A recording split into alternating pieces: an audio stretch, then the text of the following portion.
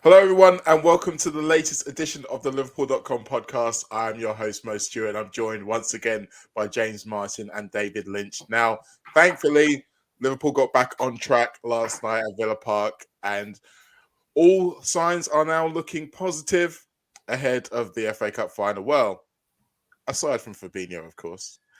But it's the FA Cup final that we are going to concentrate on today. Liverpool aiming to lift the trophy for the 8th time in their history up against Chelsea, an opponent that we have faced quite a few times already this season, James. They've all been tight games. Are you expecting the same from this one?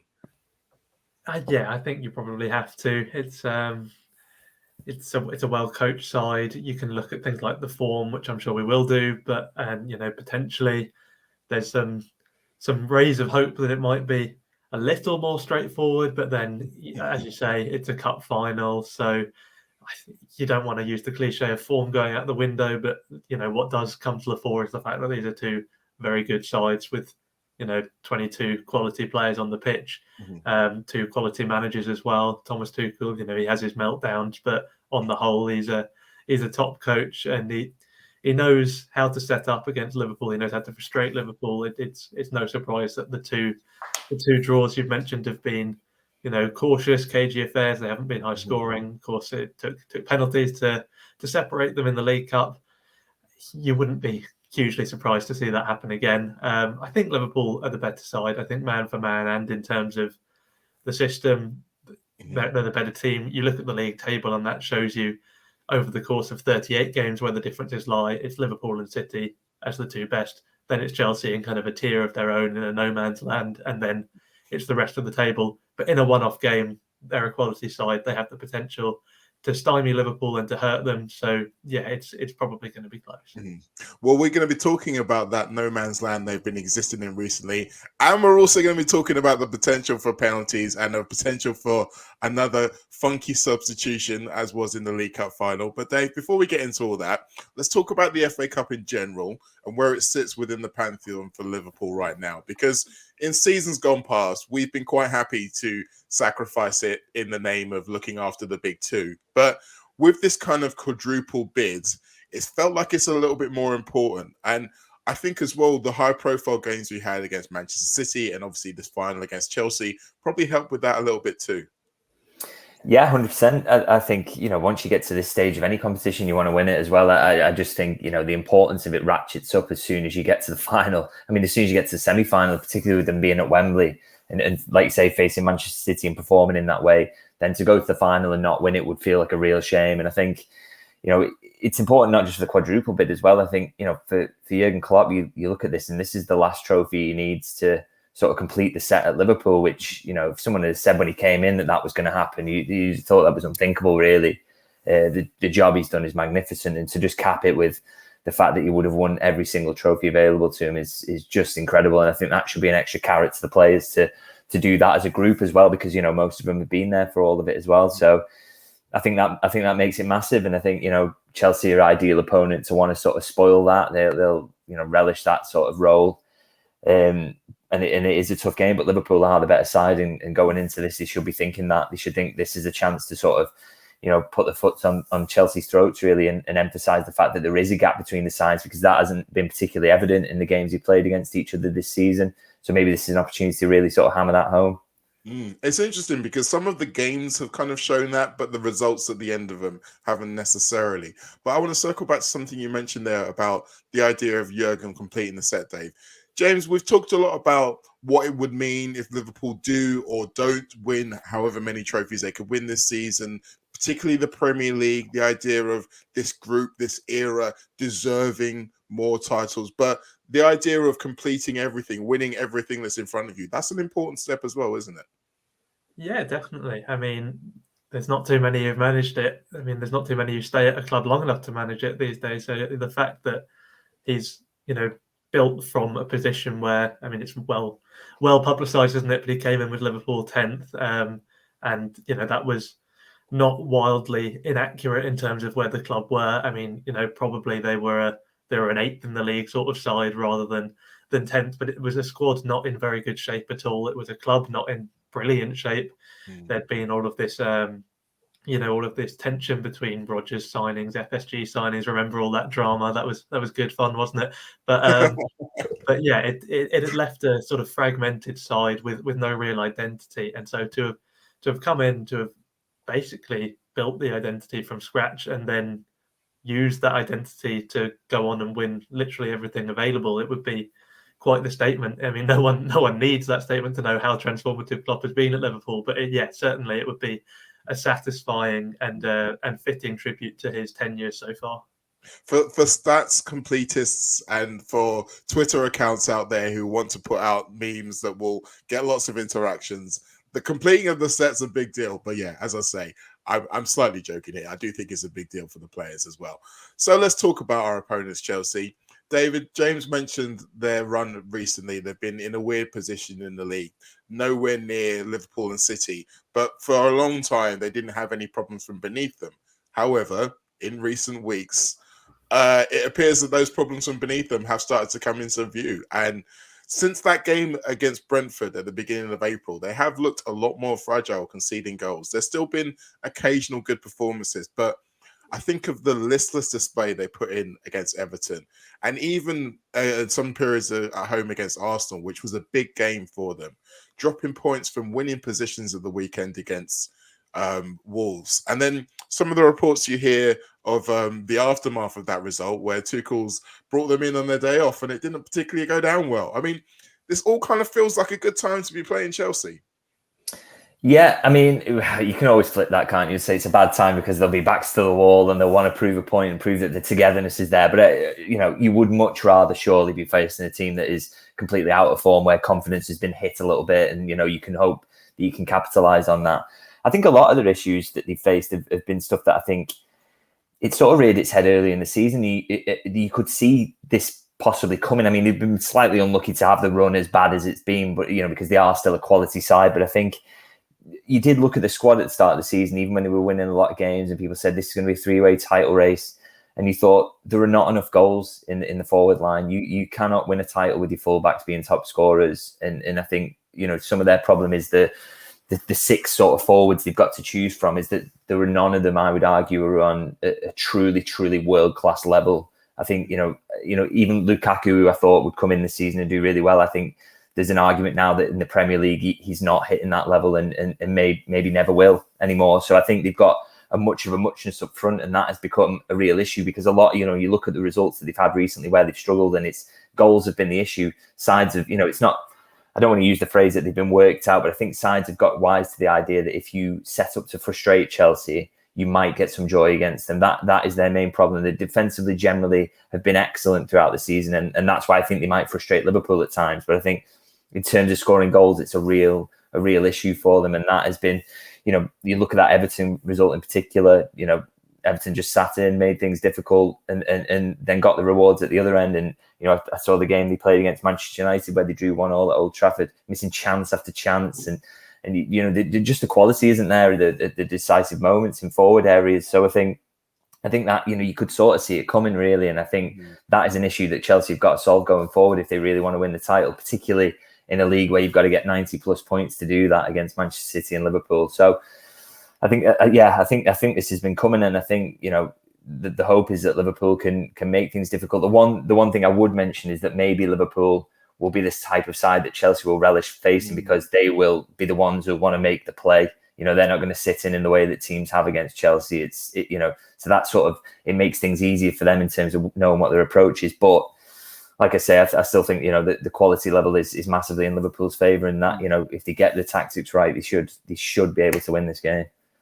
That is the real guiding principle I think most people are going with, is that if all things match up as they should do, Liverpool should come out on top. But Chelsea's potential tactics, James, it's an interesting point, isn't it? Because over the course of the 3 times we've faced them this season, there has been a bit of variation. I remember at Stamford Bridge being quite surprised by their intensity, their front foot nature, that they were for once looking to come at Liverpool.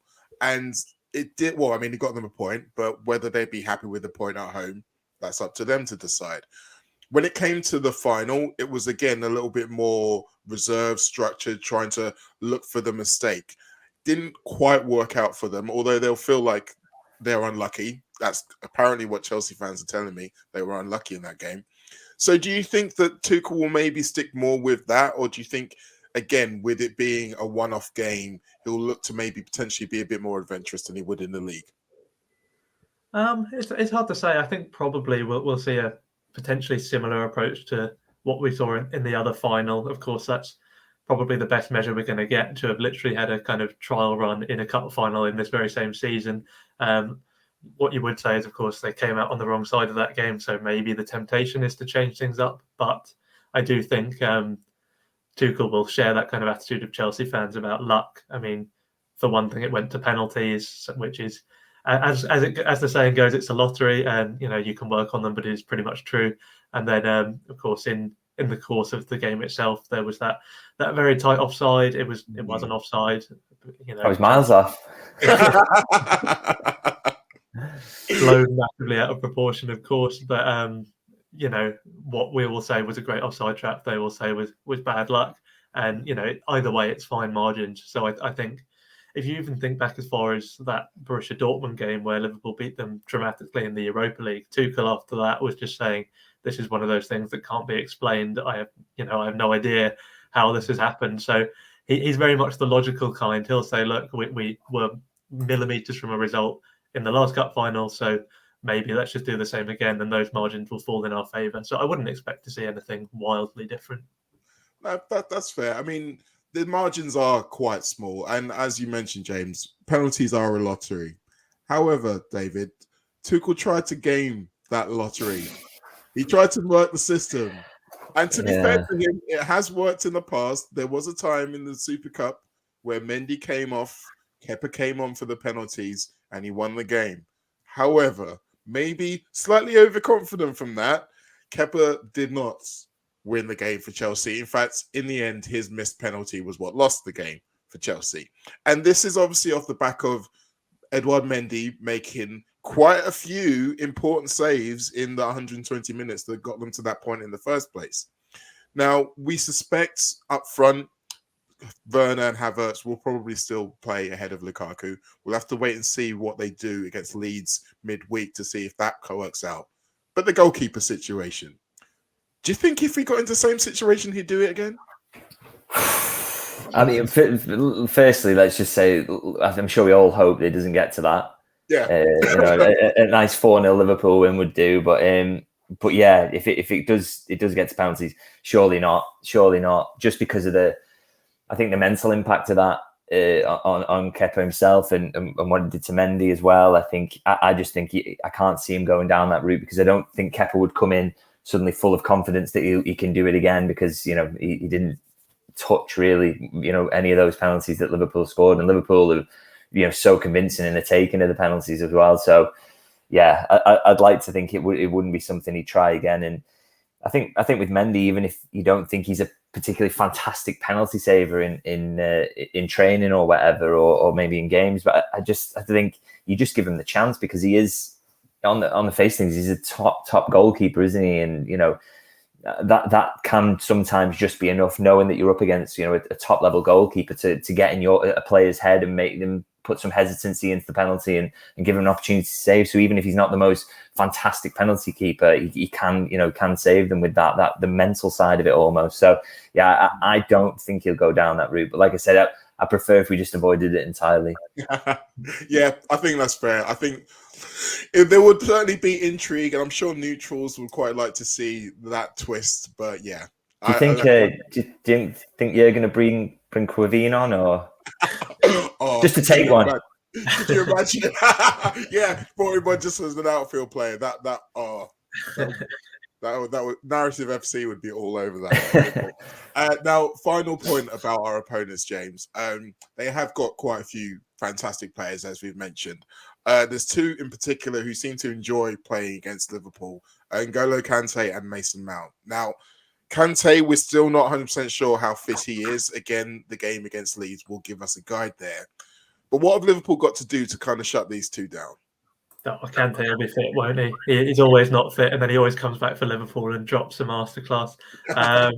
But yeah, it's I'm just going to briefly touch on the penalties thing first, because there are a couple of things I was going to say, and then I'll circle back round. But the thing is, it's such a small kind of sample size as well that managers have when they're trying to assess who their best penalty keeper is. I mean, like David said, you can look at them in training and maybe that gives you an indication. But when you see fans trying to justify it online, they'll say things like, well, look, Kepa's got the better save percentage. It's like, well, okay, but neither of them have faced that many penalties. And given that we all acknowledge that there's a lot of luck involved, it's like, can you really draw that many conclusions from it? I mean, I seem to remember Alisson had a pretty barren run of saving penalties when he first arrived at Liverpool. It's like, okay, we can accept this. He's the best keeper in the world. So if he can't save penalties, so be it. But then in more recent times, he's had an excellent record at penalties. His percentage has shot right up. So it's one of them where you can't really judge it that accurately based on sort of past performance in shootouts. And as we mentioned, sort of you then have to weigh up whether, even if there is a marginal advantage, whether that's outweighed by the psychological effect of having to come on and be the hero. We've got an interview coming out with the Liverpool psychologist Lee Richardson. I think that's coming out tomorrow, where we talked a little bit about that. So check that out. Thought I'd get my plug in for that there. That was a long-winded approach to your actual question about Mason Mount. Oh no, I'm all for it. Don't worry. All plugs are necessary. It's a tricky one. You know, they're very good players. You wouldn't necessarily say there's too much you would do to kind of counter Kante in particular, because a lot of what he does is that kind of breaking up play work. So I suppose, you know, Liverpool it's not a case of let's stick a man on him type thing. It's more of a how can we bypass him, and that's all of the things Liverpool normally do. They just have to do them, you know, as best as they possibly can in terms of moving that ball quickly. Maybe we'll see lots of those switches from fullback to fullback where the kind of middle of the park is bypassed entirely. He does sometimes seem to pose a bit of a threat on the ball, which again he seems to save almost entirely for Liverpool. So I guess with Fabinho almost certainly out, that'll be a challenge in terms of breaking up any kind of progressive runs in the middle before they can get too dangerous. We saw against Spurs, didn't we? There is that pocket where there's that bit of uncertainty. Do we close players down? Do we let them run?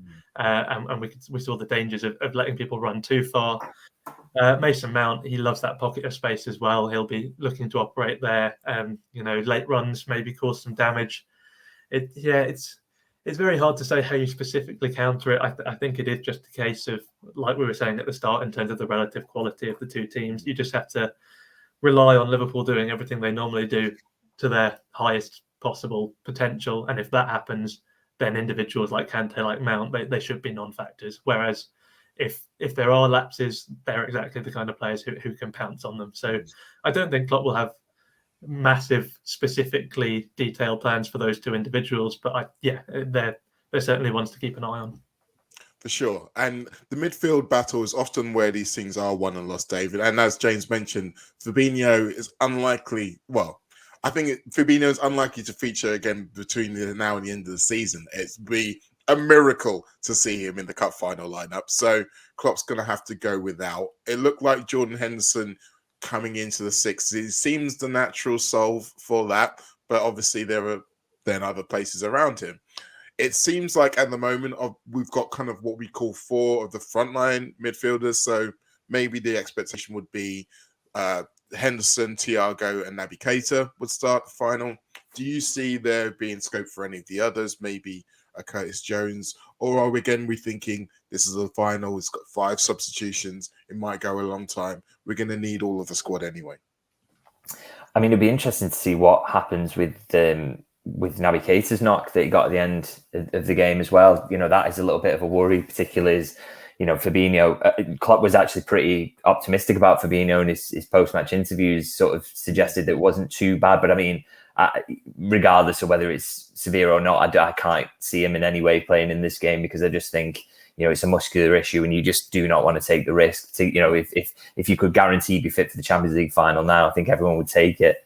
Don't see him being risked regardless. But I think, it could get interesting if Naby Keita is just feeling whatever that was forcing him to go down. You know, at that point, you're looking at, you know, James Milner then to maybe come in, you know, someone you could trust in a big game, no doubt about it. But could he do the 90 minutes against a very physical Chelsea midfield? It'd be a difficult one. I think if Keita is okay, I think it does pick itself, because I think, like you say, it has been the 3 from the 4 basically, hasn't it, for most of this season. And I think Henderson slots nicely into that 6. His form has been much better when he's played in that position than maybe in the 8 this season, I think. So yeah, Henderson in there, and then obviously Thiago picks himself. He's number 1 name on the team sheet, probably in the midfield, and then Keita, who hopefully is fit, and his form has been very good this season. He's made a big impact. It's that looks on paper a very tidy 3, and very disappointing that Fabinho won't be there. But that is definitely a midfield 3 that can win this game.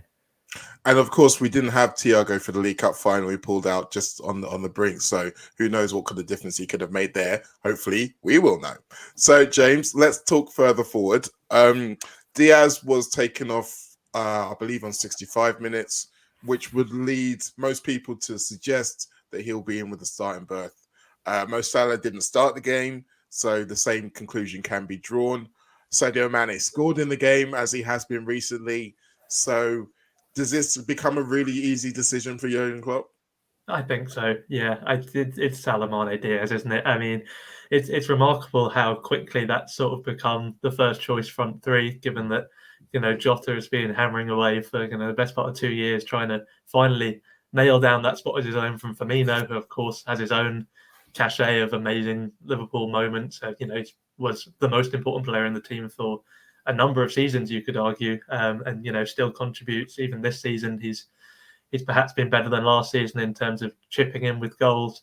So yeah, it's very competitive on paper, but yeah, when those 3 have played, they've made it almost impossible to be dropped for the biggest games. I mean, Salah potentially is in the worst form of the 3, but you're not going to get to the final and not play Mohamed Salah.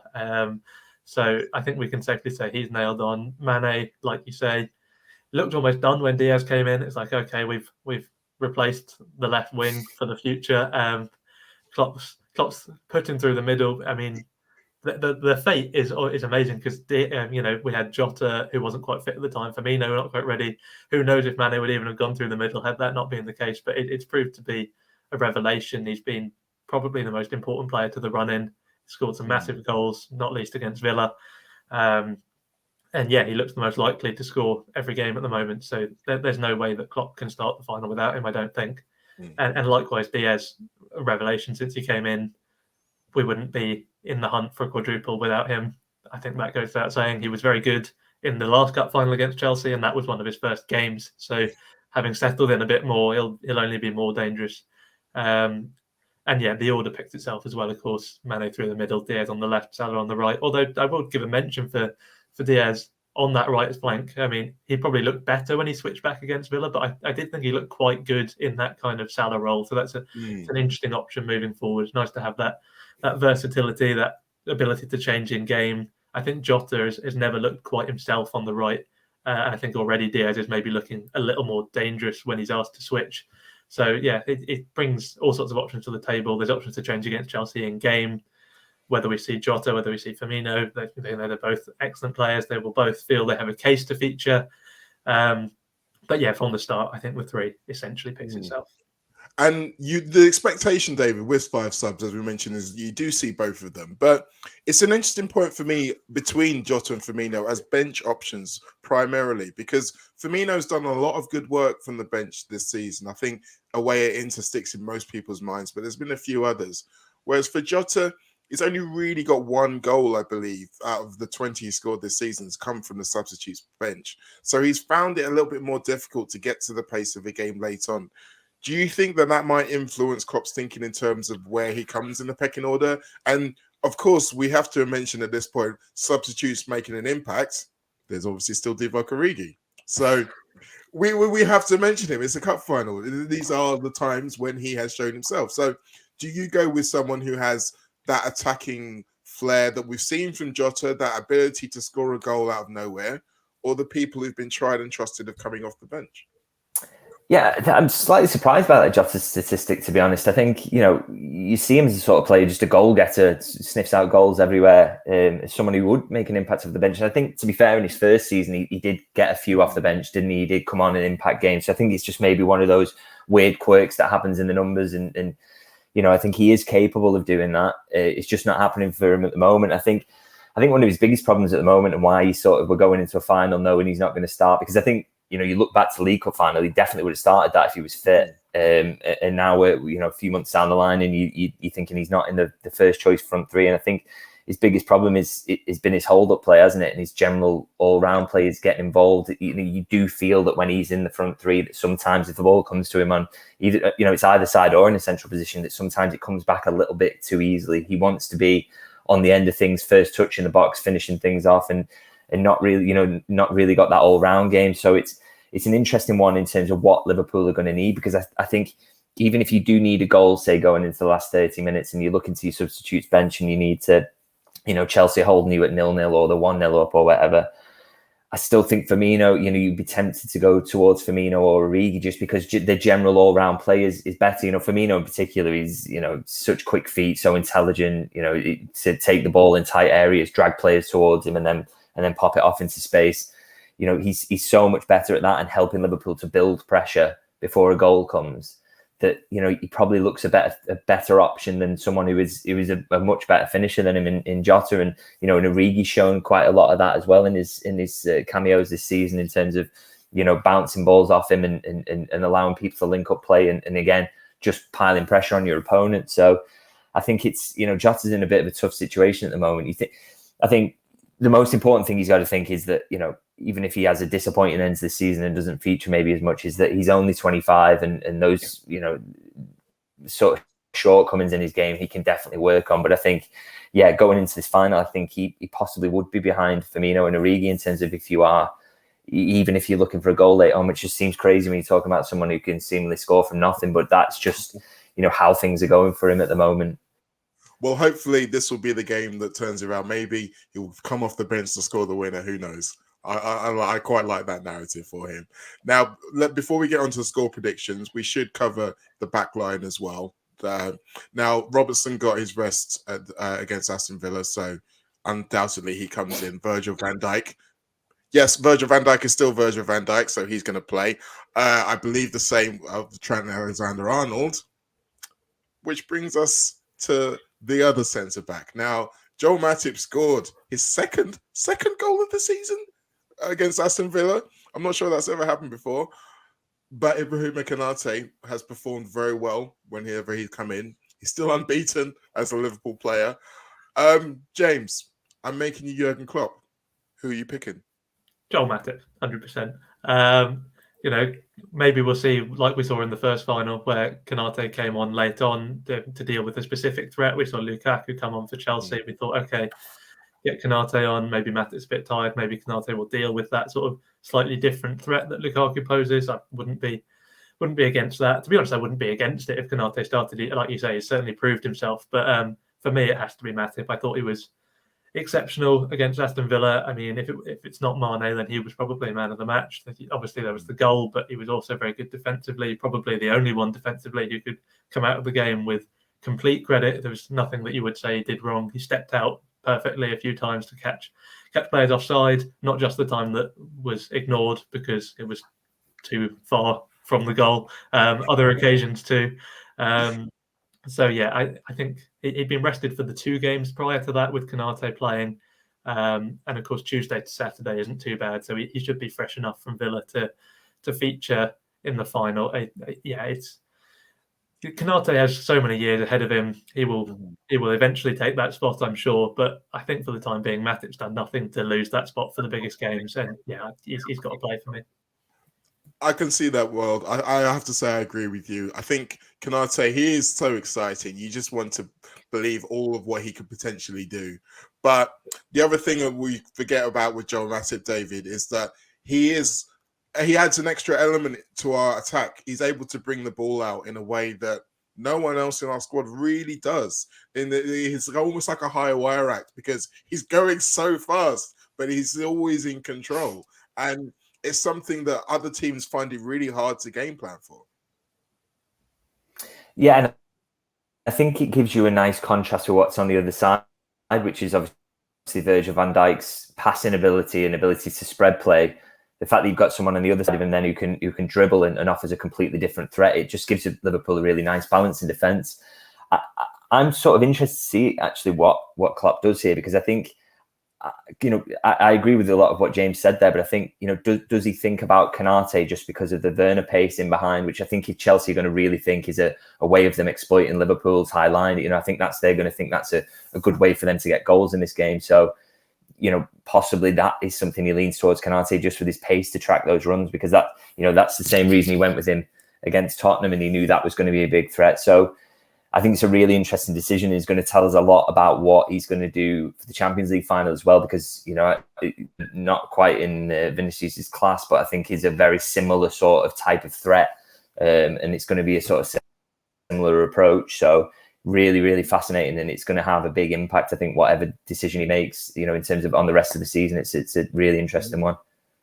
No, I hadn't considered that. But yeah, this is very much a trial run for that, almost like a tester before we're going into the main event. But then some people say that's what the FA Cup final is in a nutshell, a moose bush before we get onto the main event. Last point on this then, guys, score predictions. You knew it was coming. David, I'll start with you.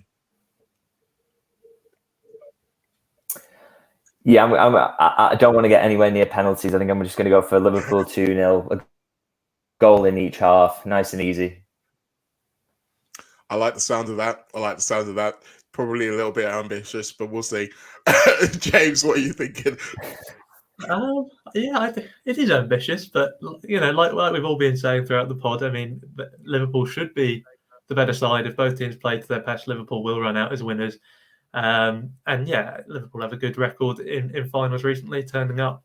So yeah, I think they'll get it done. I think maybe I'll go for a little bit more nervy. I'll go for a 1-0. But I back us to escape another penalty ordeal, just about.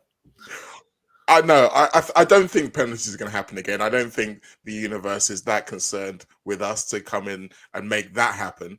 But I'm like you. I think Liverpool will win. I think Liverpool are strong enough. I think that Chelsea will look better than they have done in a long while, and it won't be enough. 2-1 Liverpool. David, James, thank you very much for this. It's made me very excited about the game to come on Saturday. I hope it's done the same for all of you out there listening. We'll see you again next week.